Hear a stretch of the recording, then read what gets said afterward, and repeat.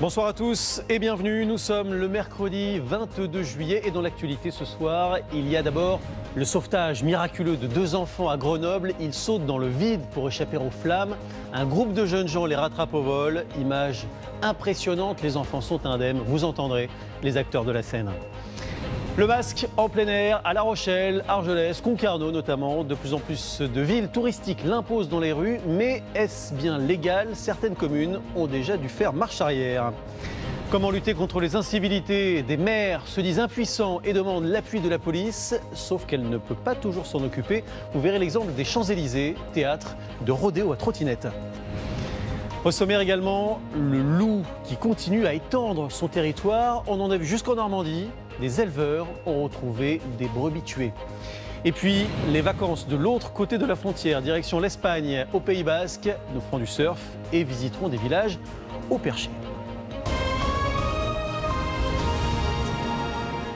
La scène fait froid dans le dos. Vous allez entendre d'ailleurs les gens qui crient sur la vidéo. Mais je vous rassure, tout se termine bien. 2 enfants ont été sauvés d'un incendie in extremis en sautant par la fenêtre de leur appartement. En dessous, un groupe a pu les rattraper. Christophe Buzine et David Paturel ont retrouvé les héros. Et c'est là que le fait a commencé, par le balcon. Il revient sur les lieux de ce qui aurait pu être un drame. Peu avant 13 h hier, 2 jeunes garçons sont pris au piège dans un appartement en flammes. Encouragé par des voisins, l'aîné jette dans le vide son petit frère de 3 ans. Une chute de 15 mètres du 3e étage, amortie par les bras de voisins courageux. On a essayé de monter par la porte était fermée et on ne pouvait pas passer. Ça fait on s'est tous mis en dessous pour les rattraper, on peut faire que ça.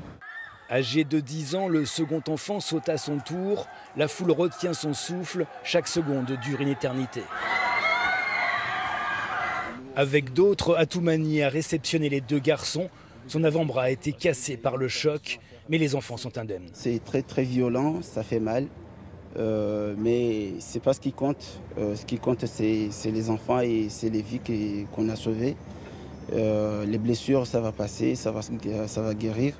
Témoin de l'héroïsme des habitants, Souhaïla a filmé toute la scène. Sa vidéo est devenue virale. Elle est fière que le quartier de la Ville-Neuve soit enfin montré sous un jour favorable.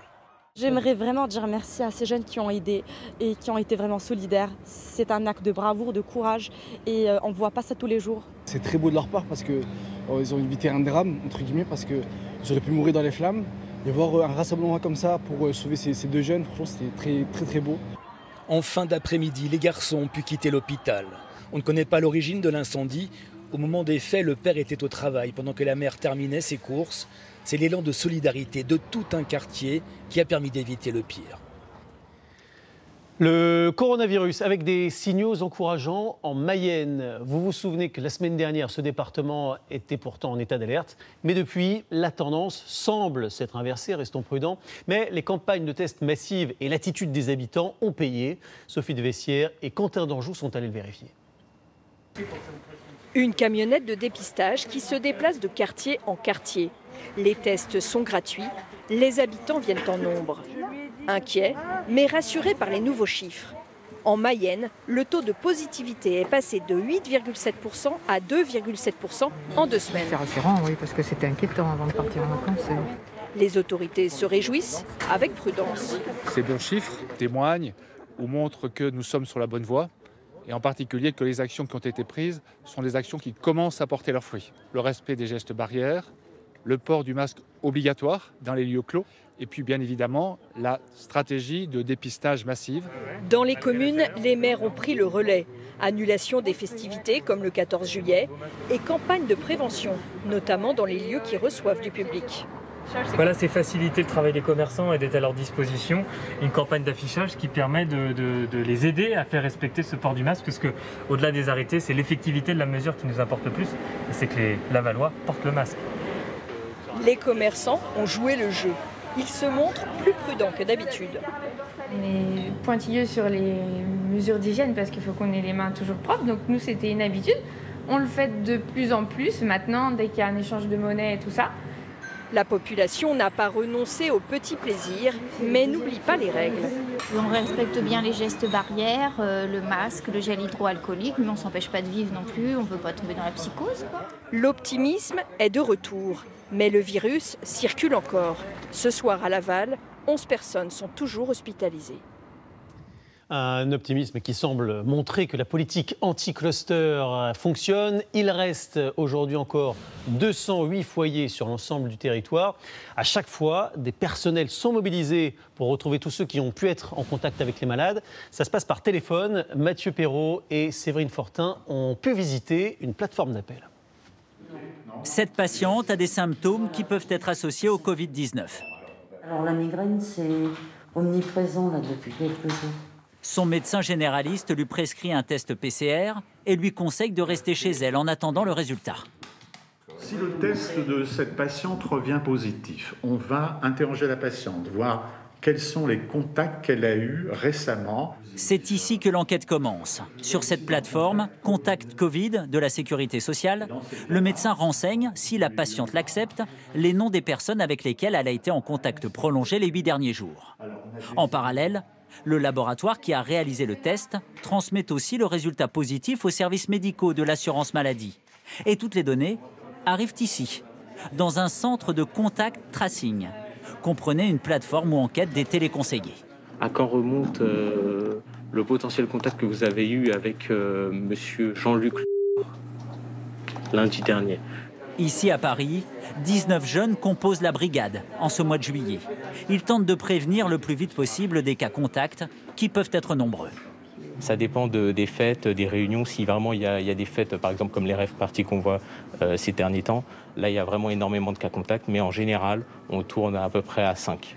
Mais ce n'est pas toujours simple de trouver leur numéro. Seule la base de données de l'assurance maladie et les annuaires en ligne peuvent être consultés. La personne qui était avec vous dans le train, vous n'avez pas son identité? Non? Ça risque d'être compliqué. Il n'empêche, ces brigades affichent de bons résultats depuis leur mise en place le 11 mai. Si on regarde les chiffres sur l'Île-de-France, nous serons probablement à la fin de la semaine à peu près 35 000 cas positifs qui ont été identifiés. Et autour de ces cas positifs, plus de 120 000 personnes qui ont été contactées. À chaque fois, ces personnes ont été invitées à aller faire un test remboursé à 100% par l'assurance maladie et à rester vigilantes pour limiter la circulation du virus. Et pour limiter la circulation du virus, il y a aussi le port du masque obligatoire, vous le savez, dans les espaces publics clos. Mais dans certaines villes, c'est le cas aussi en plein air. On l'a vu hier au Grau-du-Roi. La liste s'est allongée. Alors, quelles sont les communes concernées et ont-elles le droit de vous l'imposer? Question-réponse avec Benoît Cristal, Stécie Petit et Manon Monnier. Les promeneurs ne portent pas tous le masque sur le port de La Rochelle.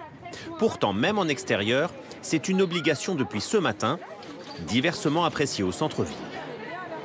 Je trouve que chacun devrait avoir le droit de choisir s'il souhaite porter le masque ou pas. En tout cas, à l'air libre. Les gens ne sont pas raisonnables et qu'il y en a beaucoup qui disent « Oh, c'est les vacances, on en a marre, on a chaud ». Combien de communes imposent ainsi le port du masque en extérieur? Comme La Rochelle, 12 villes et villages du Grand Ouest ont appliqué cette mesure. En dehors de ces départements, seul le Grau-du-Roi dans le Gard a fait ce choix. La tendance concerne donc les zones où le taux de circulation du virus a rapidement augmenté durant l'été. Si on prend cette décision, c'est parce qu'il y a beaucoup de monde. La Rochelle, dans des rues médiévales comme la nôtre, ce sont des endroits qui peuvent être relativement étroits et on peut très rapidement être les uns sur les autres. Quelles sont les limites de cette décision ? La mesure ne doit concerner que les rues les plus fréquentées où le risque de contamination est avéré. Elle doit être temporaire et la sanction mesurée, 38 € par exemple à La Rochelle. Ces limites sont imposées par les préfectures qui redoutent des recours en justice de la population. Cette décision est-elle légale? Le Conseil d'État a déjà annulé des arrêtés municipaux similaires à Nice et à Sceaux. Il faut pour les adopter des raisons impérieuses selon les juges. Ces arrêtés sont donc très contestables juridiquement. Un maire qui veut simplement protéger sa population, j'entends à l'égard des touristes qui pourraient venir, ça il ne le peut pas. D'autres villes sont donc plus prudentes. Dans le Grand Est par exemple, comme ici à Gérardmer, la mairie ne fait qu'inviter les touristes au port du masque sans prévoir aucune sanction. L'utilisation du masque qui a été longtemps très polémique en France, c'est encore le cas aujourd'hui aux États-Unis, même si Donald Trump a opéré un virage à 180 degrés. Il demande maintenant aux Américains de le porter. Le débat aux États-Unis fait rage au sein de la population. C'est ce qu'ont constaté nos correspondants Amandine Atalaya et Mathieu Derrien. C'est la chaîne de supermarchés la plus populaire du pays.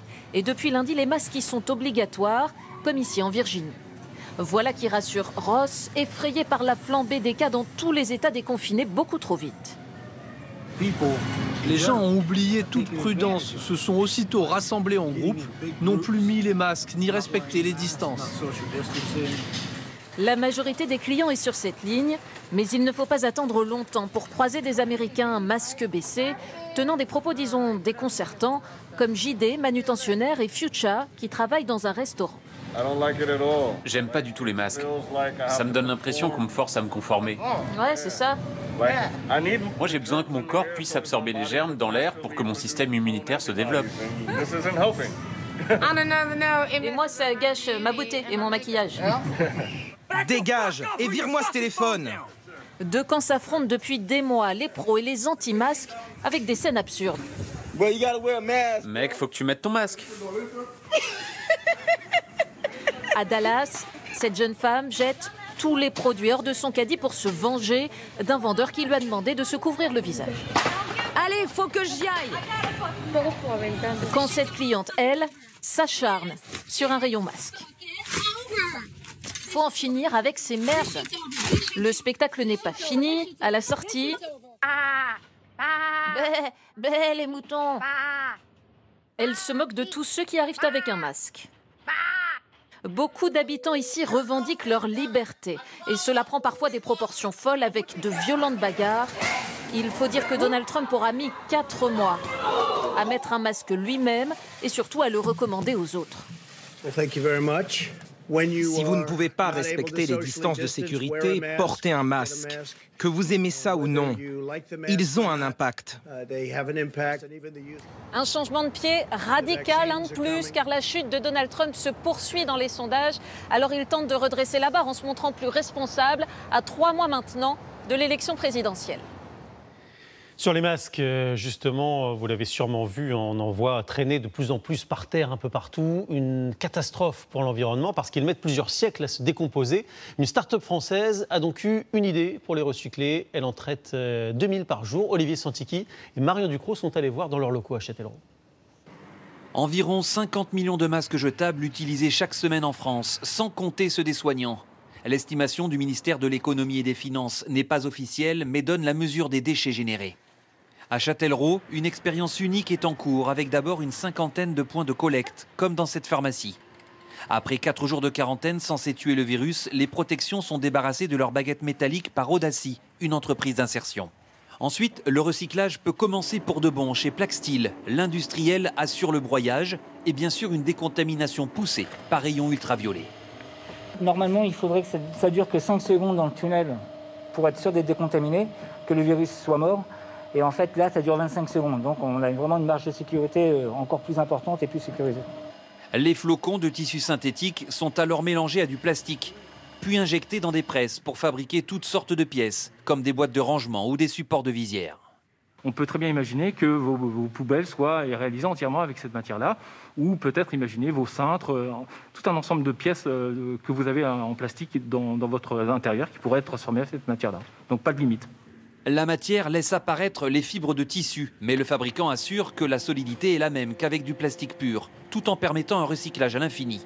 Une aubaine écologique qui a capté l'attention des pouvoirs publics et de grands groupes du CAC 40 à la recherche de solutions vertueuses. Il y a une crise sanitaire qui entraîne cet usage du masque. Par contre, il ne faut pas que ça crée derrière une crise écologique, parce que sinon c'est une aberration complète. On peut faire quelque chose de cette matière, on n'est pas obligé de la brûler, on n'est pas obligé de la jeter, on n'est pas obligé de créer une nouvelle pollution à cause de ça. La société souhaite diffuser sa technologie sans esprit mercantile, avec toutefois une exigence, se servir de cette activité pour valoriser le travail des entreprises d'insertion, chargées de la préparation des masques. La question des incivilités maintenant. Emmanuel Macron a prôné hier dans ce journal la tolérance zéro, mais dans les faits, les incidents se multiplient. On l'a vu dans plusieurs villes. Nouvelle illustration à Paris avec des rodéos à trottinettes. Sur les Champs-Élysées, ils pourrissent la vie des commerçants et des touristes et les élus se renvoient la balle, comme nous le montre Laurent Aubaine. La personne qui a tourné ces images est catégorique. Le vendredi et le samedi soir, ils sont ainsi plusieurs centaines sur leurs trottinettes, souvent sous l'effet d'un gaz euphorisant. Sur les trottoirs d'abord, sur la chaussée ensuite, pour des courses sauvages sans fin. On voit des attroupements de personnes qui commencent à 5, 6 trottinettes, après 10, après 15, 2 sur les trottinettes. Ça roule des joints, ils ont des bonbonnes de gaz. Ils sont tous sur les trottoirs. On avait plusieurs accidents avec les serveurs qui traversent pour aller en terrasse. C'est toujours les trottinettes qui sont à la haute vitesse. Les soirs ici, il faut venir samedi soir. Un décret d'octobre 2019 interdit pourtant de rouler en trottinette sur les trottoirs. Et devant les risques d'accident et face aux incivilités qui se multiplient, les solutions paraissent dérisoires. Nous demandons que les opérateurs limitent les vitesses sur des heures spécifiques à 8 km/h au lieu de 25 autorisés. Impuissance aussi à l'hôtel de ville de Paris. La ville a demandé à la préfecture de police une présence accrue de ses agents pour sécuriser les Champs-Élysées. Un témoin nous confirme cette absence de force de l'ordre. Quand on a la chance de trouver une force de l'ordre sur les Champs-Élysées et qu'ils voient les trottinettes, ils baissent la tête, ils avancent tout droit. Impuissance face à ces jeunes désinhibés, grisés par les effets du protoxyde d'azote, aussi appelé gaz hilarant, dont les bonbonnes jonchent tous les jours les pavés de l'avenue. La préfecture de police, qui n'a pas souhaité répondre à nos questions, dit se concentrer sur les trafics de ce gaz, aujourd'hui partout, en vente libre. Le tourisme en chute libre en France depuis le début de l'année. Un chiffre est venu le confirmer. Moins 62% de fréquentation dans les hôtels sur les 6 premiers mois. C'est un peu mieux depuis le début de l'été, mais on est loin de faire le plein, notamment à Paris. La plupart des étrangers sont restés chez eux, mais de nombreux Français, eux aussi, ont renoncé à partir. Sofiane Aklouf et Antoine Janon ont rencontré certains d'entre eux. Oui. 3 Français, 3 professions et pas de vacances pour 3 raisons différentes. Je vais donner un coup de chiffon dans votre chambre. Hein. Brigitte, aide à domicile de 57 ans, rend visite à Solange 5 fois par semaine. Cette année, son employeur lui a demandé de renoncer à ses vacances d'été pour rester auprès des personnes âgées. Ils m'ont demandé, j'ai dit oui, je la garde. Et ça fait 2 mois, 3 mois que je suis chez la dame, que je continue à travailler chez elle. Bon, je vous dis à lundi. À lundi. Bon week-end. Oui, merci. Brigitte Moussard ne va pas quitter la région parisienne de l'été. Son emploi du temps s'est même alourdi d'une vingtaine d'heures supplémentaires par mois. Une mission épuisante, mais qu'elle accepte. C'est un sacrifice. Moi, je partirais bien, mais bon, je laisse la place aux autres, ils ont besoin de partir avec leurs enfants. Les vacances de Pierre Brenna, elles, auront surtout pour décor le parc en bas de chez lui. Ce chauffeur touristique est au chômage partiel depuis mars. Sans clients, ses revenus ont diminué de 30% par rapport à l'année 2019. D'habitude, je partais 3 fois dans l'année, c'est-à-dire au mois de mai, octobre et au mois de juillet. Mais cette année, je ne pourrais pas partir parce que malheureusement, je n'ai pas les moyens financiers. Florent Lemercier, au contraire, a trop de travail. Ce chef d'entreprise a des chantiers à finir. Il veut compenser le retard lié au coronavirus. Les vacances, il y a juste le nom cette année. Nous avons été bloqués pendant plus d'1 mois par rapport au Covid. Du coup, on ne peut pas se permettre de ne pas travailler non plus au mois d'août. Sinon, on ne va pas s'en sortir pour passer la crise financièrement, quoi. 80% des employés de cette plâtrerie ont renoncé volontairement à leurs vacances à l'étranger, au risque d'accumuler de la fatigue. Dans le bâtiment, c'est un travail très physique. Je pense que oui, les conséquences vont être assez dures vers fin septembre-octobre, sans vacances pour les gars. D'après un sondage, 54% des Français n'ont pas prévu de partir en vacances cet été, un chiffre en hausse de 15 points par rapport à l'année dernière. Et le secteur des transports est bien sûr victime de cette crise. On a beaucoup parlé des avions, des trains, mais c'est la même chose pour les cars. La compagnie Eurolines a mis la clé sous la porte. Elle est victime également de la libéralisation du secteur. Fabien Chadeau et Thierry Hackett ont rencontré ce matin des salariés bien amers. Ils n'arrivent pas à réaliser que leur employeur a définitivement mis la clé sous la porte. Ce matin, ils reviennent là où ils ont passé des années à travailler. Oh là là, ça fait bizarre, hein? 30 ans, 30 ans d'ancienneté ici. On voit une gare qu'on s'est donné 16 ans de notre vie à un abandon. Voilà. Et c'est écœurant. Et je ne peux pas. Nous sommes dans la principale gare d'Eurolines. Depuis 40 ans, toutes les lignes internationales de bus partent d'ici. Mais depuis la crise sanitaire, plus rien. Dans cette zone, surtout en haute saison, on devrait être avec 200, 250 cars dans la gare, voire 300 cars. Donc, voilà ce qu'on a aujourd'hui. Les 45 salariés seront tous prochainement licenciés. Selon eux, c'est leur maison mère, le groupe allemand Flixbus, qui a organisé la liquidation pour récupérer ses parts de marché. Flixbus n'a pas souhaité répondre, mais il est vrai que depuis 2015 et l'ouverture à la concurrence des lignes grande distance, les fameux cars Macron, les acteurs se livrent une concurrence acharnée. À l'époque, 6 entreprises se partagent le marché. 5 ans plus tard, il n'en reste plus que 2, Flixbus et le français Blablabus. Comment ont-ils réussi à s'imposer en cassant les prix? Oui, je préfère prendre le bus parce que c'est moins cher. Pour 30 €, on peut avoir un aller-retour pour une grande ville. Vous voyez, la dernière fois, je suis parti à Marseille. J'en ai eu pour 15 € l'aller-retour. Et ça marche, le nombre de voyageurs n'a cessé d'augmenter et même dépassé la barre des 10 millions de passagers. Pourtant, aucun des opérateurs ne gagne d'argent. Avec des tarifs aussi bas, impossible de rentabiliser ces investissements. Avec seulement 2 opérateurs, doit-on redouter une hausse des tarifs? Non, selon cet expert, les prix vont rester stables. La concurrence, elle va peut-être plus venir du covoiturage, elle va peut-être plus venir du train avec des modèles low cost, éventuellement même du retour du train de nuit. Des modes de transport alternatifs qui risquent de fragiliser davantage un secteur qui peine à se remettre de la crise sanitaire. Et à propos d'économie, Emmanuel Macron a annoncé que le plan d'aide à l'embauche des jeunes serait élargi. Il sera finalement plafonné à un niveau de salaire allant jusqu'à 2 fois le SMIC. Le président qui était en déplacement aujourd'hui à Chambord et qui a tombé la veste, vous le voyez, mais pas le masque. Il y a un pays qui va encore plus loin sur le chômage des jeunes. L'État là-bas paye directement une partie du salaire. Et c'est plutôt surprenant parce que ce pays, c'est la Grande-Bretagne, pourtant peu réputée pour sa générosité sociale. Brigitte Garambois et Nathalie Hérault nous montrent comment ça fonctionne. À 21 ans, un diplôme de finance en poche, il voyait son avenir tout tracé, jusqu'à la crise du Covid. Avant la pandémie, je travaillais pour cette enseigne. Mais depuis le confinement, avec le coronavirus, je ne trouve plus de travail. Je suis au chômage. Comme lui, on estime que près de 40% des jeunes au Royaume-Uni seraient aujourd'hui sans emploi, du jamais vu depuis 30 ans. Le gouvernement britannique va donc débloquer un peu plus de 2 milliards d'euros pour les 16-24 ans. Mais ici, l'État ira jusqu'à payer 100% des salaires pendant 6 mois pour un emploi qualifiant. Un peu d'oxygène pour Rachel, qui avait lancé son entreprise quelques mois seulement avant la pandémie.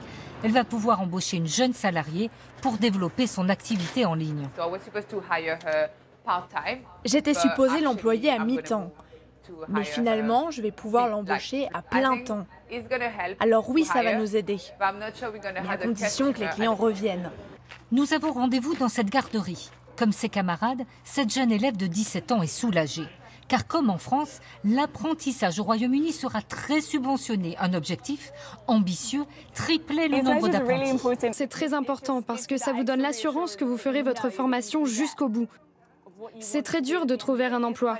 La plupart de mes amis sont au chômage. Vous pensez que c'est suffisant? C'est difficile à dire. On verra quand ça deviendra effectif en août. Et puis il y a aussi ces milliers d'étudiants entre 18 et 19 ans qui vont arriver, eux aussi, sur le marché du travail dans quelques mois sans grande qualification. Le gouvernement britannique va donc les aider financièrement à étudier une année de plus. Cette crise que traverse l'Europe, elle rappelle une autre époque. En 2008, Nicolas Sarkozy était président. C'était le temps des tempêtes, pour reprendre le titre du livre qu'il publie ce vendredi aux éditions de l'Observatoire. Il sera notre invité exceptionnel lundi dans ce journal. Sa première interview télévisée depuis plus de 2 ans. Rendez-vous lundi donc. Une apparition très surprenante maintenant en Normandie. Un loup a été signalé près de Dieppe, du jamais vu depuis plus d'1 siècle. Et les éleveurs sont inquiets. Plusieurs attaques de brebis ont été constatées. Anaïs Lebranchu et Antoine Santos sont allés voir les réactions sur place. En 25 ans de métier, cet éleveur n'avait connu que des attaques de renards ou de chiens errants. Impossible d'imaginer qu'un loup décimerait 6 de ses moutons. On voit les crocs vraiment au niveau de la gorge et c'est terminé. Et généralement, c'est une épaule qui est arrachée. Vous n'aviez jamais vu ça? Ah, j'ai jamais vu ça, jamais. Maintenant, plus de doute, c'est un loup gris qui est responsable de la trentaine d'attaques similaires de la région. Sur cette photo prise à la mi-avril, on le voit rôder dans les bois alentours. Oh non, j'aurais jamais cru ça. Jamais. Oh non, un loup dans le coin, Arnère, moi je veux bien, mais pas un loup. On a été un petit peu surpris, mais ça fait plusieurs mois qu'il y a des dégâts, et notamment plein de moutons qui ont été égorgés sur Ménières. Et là, ça nous a interpellés. L'explication repose sur le retour du comportement naturel des loups, espèces protégées. En France, ils sont nombreux à s'émanciper de leur meute depuis le sud-est, en parcourant des centaines de kilomètres. Ici, les policiers de l'environnement ont minutieusement relevé ces empreintes. Ils ont pu le photographier à nouveau. Le but, en savoir plus sur l'animal et ses attentions. Pour qu'un loup soit installé en fait, sur un territoire de façon durable, il faut 2 ans d'indices de présence relevés. Donc on n'en est pas là aujourd'hui et il est possible qu'en fait, cet individu reparte comme il est venu. Repartir, pour l'instant, rien ne le présage. Les attaques de troupeaux se sont grandement multipliées depuis le début de l'été. Une autre région maintenant où l'on a davantage l'habitude de croiser des loups, le Verdon. Nous continuons notre traversée à pied, après les gorges, après la lavande, place au paysage de montagne. Georges Brognier et Sylvain Roland ont croisé des agriculteurs qui sont aussi grands sportifs, regardez. L'odeur du lavandin s'est peu à peu éloignée, au profit de celle de l'herbe des pâturages. Aujourd'hui, nous suivons à pied le fil de l'eau. Encore un de ces petits plaisirs qui nous auraient échappé au volant de notre voiture. Dans la région des gorges du Verdon, les rivières sont là, tout autour de nous. Un paysage digne des Alpes voisines, où règne une agriculture variée. Véronique Quinault s'est implantée ici il y a une dizaine d'années, avec ses vaches et de la verdure à perte de vue.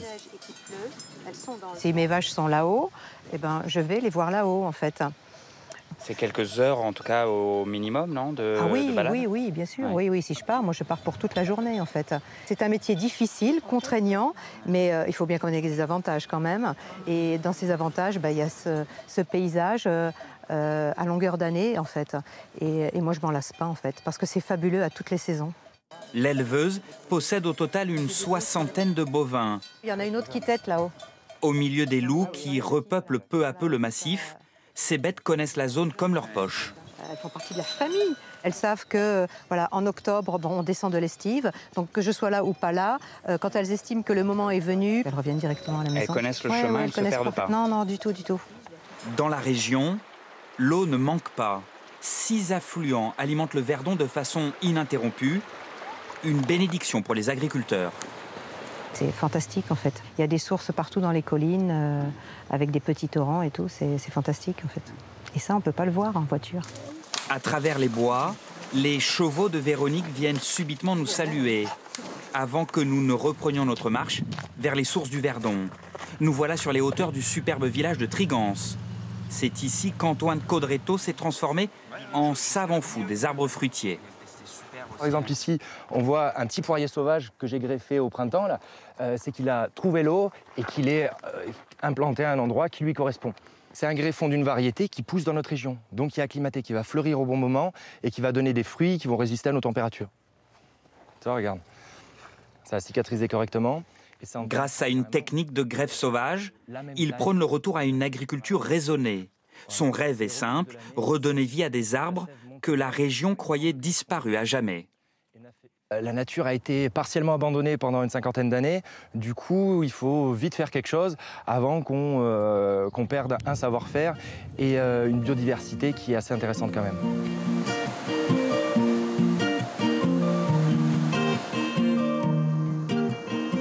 On est sorti totalement des sentiers battus, j'ai les pieds complètement dans l'eau. On est en train de remonter le fil d'une des rivières qui alimente le Verdon. C'est un petit cours d'eau dont le secret est bien gardé par tous les pêcheurs à la truite, qui est l'une des spécialités de la région. Les truites n'ont justement aucun secret pour Benjamin Isoire. Cet enseignant de 37 ans nous a emmenés pêcher dans un coin qu'il conserve comme un secret d'État.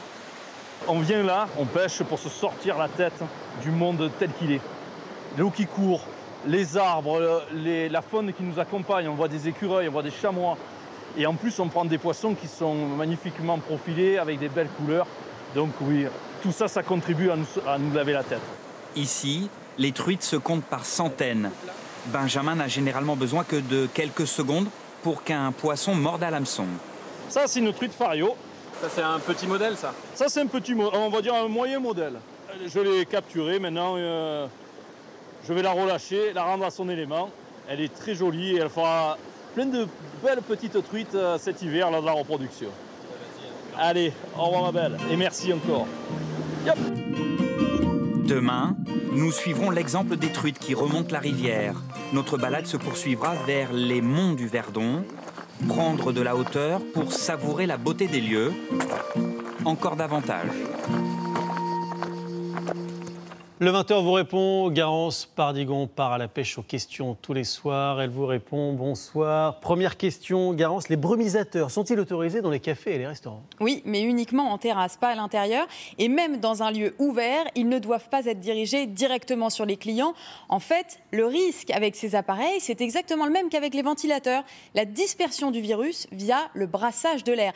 Et faites aussi attention à votre masque, parce qu'on le sait, s'il prend l'humidité, il devient inefficace. Il faudra donc en changer en quittant le restaurant. Sur les masques, justement, les enfants doivent-ils aussi en porter dans les lieux clos? Alors, ce n'est obligatoire qu'à partir de l'âge de 11 ans. Donc, en dessous de cet âge, un magasin ou encore un restaurant ne peut pas vous refuser l'accès si votre enfant n'a pas de masque et vous ne risquez pas non plus d'être coupé d'une amende de 135 €. Pourquoi 11 ans? Parce qu'à partir de cet âge, on estime qu'un enfant est capable d'utiliser correctement son masque, par exemple de ne pas le toucher toutes les 2 minutes, ce qui serait évidemment contre-productif. Autre question, un camping peut-il demander à ses clients de réaliser un test PCR pour valider la réservation? Alors c'est non, non et non. 3 raisons. D'abord, parce que le dépistage, on le dit et le répète, est réservé aux malades, aux cas contacts et aux personnes qui doivent éventuellement voyager à l'étranger. Ensuite, parce que ce n'est prévu dans aucun protocole sanitaire. Et enfin, parce qu'un test est protégé par le secret médical. Rien ne vous oblige à en communiquer le résultat, surtout si c'est pour une réservation de camping. L'adresse mail pour vos questions, on la rappelle, le 20h vous répond, @tf1.fr. Il y a aussi notre consultation, Garance. Oui, n'hésitez pas à participer sur la page Facebook de TF1 Le JT en répondant à la question suivante. Continuez-vous à faire la bise à vos proches? Oui ou non? Résultat demain soir avec vous, Julien. Merci beaucoup, Garance. On l'a vu, l'une des grandes tendances de l'été, c'est de se rendre près de chez soi. Ça n'empêche pas d'aller à l'étranger. De l'autre côté de la frontière, pour être dépaysé, au Pays Basque, par exemple, la langue change, mais aussi les paysages ou les grandes figures historiques. Annie Bazar et Bichen Takala nous font traverser les Pyrénées. Vous ne verrez ce paysage nulle part ailleurs. Soumaïa offre l'un des panoramas les plus grandioses du littoral basque. Des falaises spectaculaires, vertigineuses, et des milliers de strates que Gonzalo Torre déchiffre un peu comme les pages d'un grand livre d'histoire de la Terre.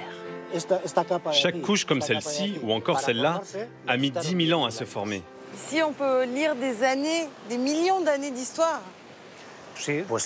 Oui, notamment la disparition des dinosaures, mais on apprend aussi beaucoup de tous les changements climatiques qui ont eu lieu il y a 55 millions d'années et qui sont comparables à ceux qu'on vit aujourd'hui. Un fascinant voyage à travers le temps. De l'histoire du monde à celle d'un tour du monde. Nous voici à quelques encablures dans un petit village de pêcheurs. Bienvenue à Guetaria. C'est là qu'est né Juan Sebastián Elcano. Son nom ne vous dit peut-être rien, mais ce navigateur est la fierté des habitants de Guetaria. C'est Elcano qui a fait le premier tour du monde. Son bateau était dans ce port. Il est connu dans le monde entier. Magellan commandait, et Elcano était son second. Et quand Magellan est mort, il a risqué sa vie pour prouver au monde entier que la Terre était ronde. Et si la Terre est bien ronde, le village, lui, est construit en pente. Au-dessus de ce passage en pierre se tient l'église San Salvador. Même son plancher est incliné. À l'heure du déjeuner, les bars à tapas prennent vie. Et les moments de partage s'accompagnent souvent d'une bouteille de tchakoli. Ce pétillant basque se cultive sur les hauteurs du village, au-dessus de l'océan. Miguel Chueca a grandi sur ces terres. Sa famille possède la plus grande exploitation de la région. On est dans une zone très humide, avec beaucoup de pluie. Du coup, il faut éloigner la plante de la terre et on la fait pousser à 2 mètres du sol. Et pourquoi ce vin est-il si spécial? Le mieux, c'est encore d'aller le goûter. On y va. Pour servir le chakoli, il faut toujours le faire mousser. Regardez, les bulles sont toutes fines. C'est le gaz carbonique naturel de la fermentation et c'est ce qui rend ce vin si pétillant. Un vin léger à consommer tout de même avec modération. En Espagne, l'après-midi, alors que les anciens ne dérogent jamais à la traditionnelle sieste. J'ai 1 heure pour prendre la vague avant d'aller travailler. Un bain par jour, c'est le minimum. D'autres se jettent à l'eau. Nous voici en Biscaye, au cœur de la réserve naturelle d'Urdaibai. Le pittoresque village de Mundaka vit toute l'année au rythme des surfeurs. Ouais, on est bien, ouais. Déborah, Mika et Tatiana sont venus prendre cette vague qui ne ressemble à aucune autre au monde. C'est une sortie de rivière. Du coup, c'est un spot qui fonctionne à une marée spécifique. Tout le monde veut surfer cette vague-là. L'une des plus longues de la péninsule ibérique. À la tombée du jour, changement de décor et d'ambiance. On vous emmène découvrir l'île de San Juan de Gastelugatxe. Chomin Diaz veille depuis 10 ans sur ce lieu presque irréel. La première construction au sommet de ce rocher date du 9e siècle. Un ermitage dédié à Saint Jean-Baptiste qui depuis a brûlé. Pour s'y rendre, cet impressionnant pont de pierre vous donne le sentiment d'aller au bout du monde. Il faut donc marcher un peu plus de 3 quarts d'heure et ensuite parcourir toute cette muraille, cette immense muraille, 241 marches. Pour arriver en haut de Gastelugatxe, ça se mérite. On arrive à l'ermitage. Et ici, c'est la dernière marche, celle où Saint Jean-Baptiste lui-même aurait posé son pied.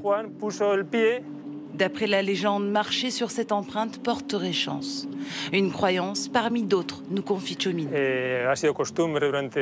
y a un rituel qui a traversé les siècles. Celui de faire sonner la cloche 3 fois pour demander aux saints de guérir les maladies ou pour espérer une bonne année. Et ceux qui n'y croient pas viennent profiter de ce site merveilleux. Nous n'avons pu honorer la tradition interdite depuis la crise sanitaire. Mais nous avons profité d'un des plus beaux couchers de soleil de la région. On ne pouvait guère espérer mieux pour clôturer notre balade. Il fait partie de ces Français que vous aviez découverts pendant le confinement, un gérant de cinéma qui est resté 2 mois durant tout seul dans la salle de projection. Enfin tout seul, pas vraiment. Il avait trouvé à l'époque le moyen de rester accompagné. Nous avons voulu connaître sa vie d'après. Quentin Fichet et Frédéric Mignard l'ont retrouvé. Regarde. Je te donne ton ticket tout de suite. Merci. Les réflexes sont revenus très rapidement. 2. Bonne soirée. Cet été, Bastien redécouvre la joie des files d'attente. Contente de te retrouver. Bah, moi aussi. Hein. Dans l'unique cinéma de Bernay, en Normandie, il ne quitte pas son guichet. C'est bien, hein. Très content de retrouver mon aquarium, ma petite bulle, et puis de retrouver ce contact direct avec les gens. Des bonjours, des comment allez-vous, quel est le film de ce soir. On ne se lasse pas du tout de ça. Depuis notre tournage, le masque est devenu obligatoire, mais le plaisir de la projection, lui, reste inchangé. Lecture, et c'est parti pour 2 heures de magie. Ce soir-là, dans l'unique salle, tu crois que ça va marcher ? Un divan à Tunis. Les gens vous en parlent ? Ah, ça c'est sûr. Le Rex n'a pas vu passer le moindre spectateur pendant plus de 3 mois. Alors, tout confiné qu'il était, Bastien avait trouvé la parade. Bienvenue à Bernay. Il nous avait envoyé cette vidéo, optimiste. Je vous demandais de bien vouloir patienter et de faire la queue avec les autres personnes, puisque je vous dis que je suis complet.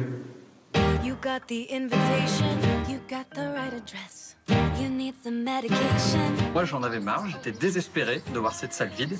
Et j'ai donc proposé aux Bernayennes et aux Bernayens cinéphiles de m'envoyer une photo d'eux.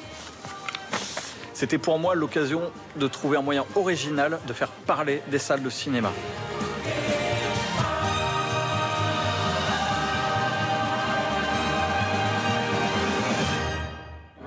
Les portraits imprimés, les voici 2 mois plus tard. Ce soir d'été, premier apéritif entre ses habitués.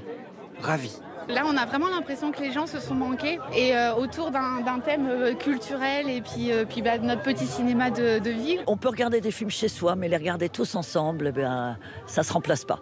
C'est des rendez-vous, il y en a même qui viennent sans savoir quel film il y a. Ce cinéma réalise 30 000 entrées annuelles, soit 3 fois le nombre d'habitants de la ville. À Bernay, tous semblent liés à cette salle. Ça va ? Ouais. Les affiches comme d'habitude ? Un loisir de proximité. C'est la base de l'animation d'une ville, le bistrot, le cinéma, le bureau de tabac, le marchand de journaux et autres. Vous iriez où s'il n'y avait pas ce cinéma, dites-moi? On a quand même 35 km, à peu près, Lisieux, Rouen c'est un peu plus. Non, c'est bien qu'il y ait un cinéma encore sur Bernay. La période du confinement a, selon Bastien, accru un peu plus l'attachement à son cinéma. Le fait qu'on vous prive de ce plaisir, ça peut amplifier l'envie de le retrouver. Et pour lui, c'est un lieu intime. Sur ces sièges rouges, il a vécu des moments cruciaux de sa vie. Sa première séance. Je devais avoir dans les 2 ans, pas plus que ça. C'était devant Bébel, le professionnel. Il y a un autre film très marquant, à 14 ans, une séance de juin 94, grosse fatigue. J'ai embrassé pour la première fois celle qui partage ma vie depuis 26 ans aujourd'hui. Et encore une fois, c'était dans cette salle du Rex. Puis, son début de carrière. Titanic, ma première projection professionnelle. Grosse émotion. Il a depuis réalisé quelques 15 000 projections ici. Bientôt, ce sera terminé.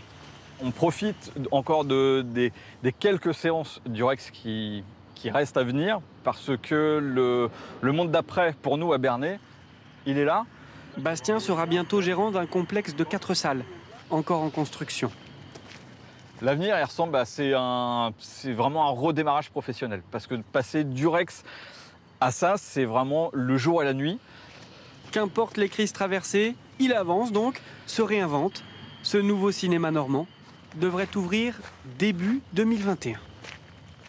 Et justement, le combat des entreprises face à la crise, c'est sur LCI, grand format. Juste après ce journal, Canal 26, sur TF1. Louis Bodin pour la météo, Jacques Legros à 13h demain. Je vous retrouverai à 19h45, puis 20h pour le journal. Bonne soirée, à demain.